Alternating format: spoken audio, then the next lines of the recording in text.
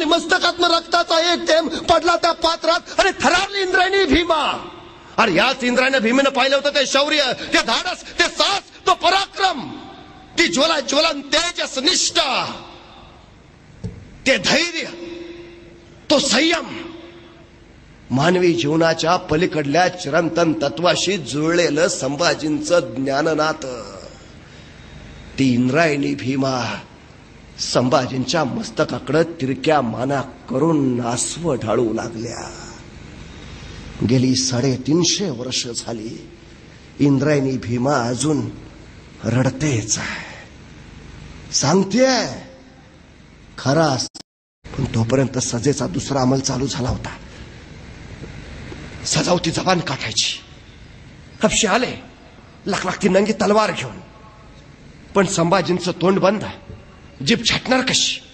मग हपशे पुढे आले, जबडा उघडायची कोशिश करू लागले, पण जबडा उघडे ना.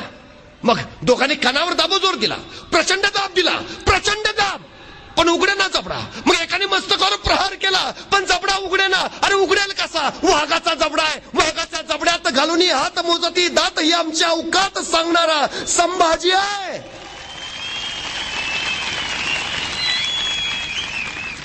पण तोपर्यंत एकाने युक्ती केली. संभाजींचं नाक दाबून धरला, श्वासासाठी जीव गलबलला, तळमळला. श्वासासाठी ओठ हल्ले, जीभ लावली आणि त्या संधीचा घेतला फायदा. सांची घुसली आत, सांचीत पकडली जीभ, ओढली बाहेर, नंगीतून लग लागली. तोंडात नवघळलं नुसतं लालबुंद रक्त. जीभ पडली होती समोरच वळवळत, ती सुद्धा तयार नव्हती संभाजीराजापासून पोरकं व्हायला. अरे ज्या जिभेनं उमटवले जगदंब जगदंबचे बोल, ज्या जिभेनं दिली किलकारी हर हर महादेवची, ज्या जीभनं केला जागर जय भवानीचा, जी जीभ म्हणत राहिली आऊसाहेब मासाहेब बाबासाहेब, ती जीभ पडली होती समोरच वळवळत. एक नाही दोन नाही, तब्बल 40 दिवस अनन्वित अत्याचार चालला होता. अरे बोकड सोलावं असं संभाजींचं कातडं सोलून काढलं, त्याच्यावर मिठाचं पाणी टाकलं, सर्र यातनांचा जाळ जाळ झाला नुसता.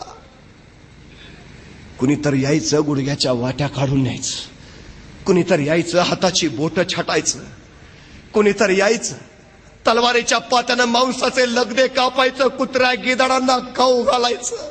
अरे कुणी बघितलं असतं तर वाटलं नसतं मराठ्यांचा छत्रपती आहे. अरे भूतासारखी अवस्था झालेली, आणि एवढं सगळं होऊन सुद्धा माझा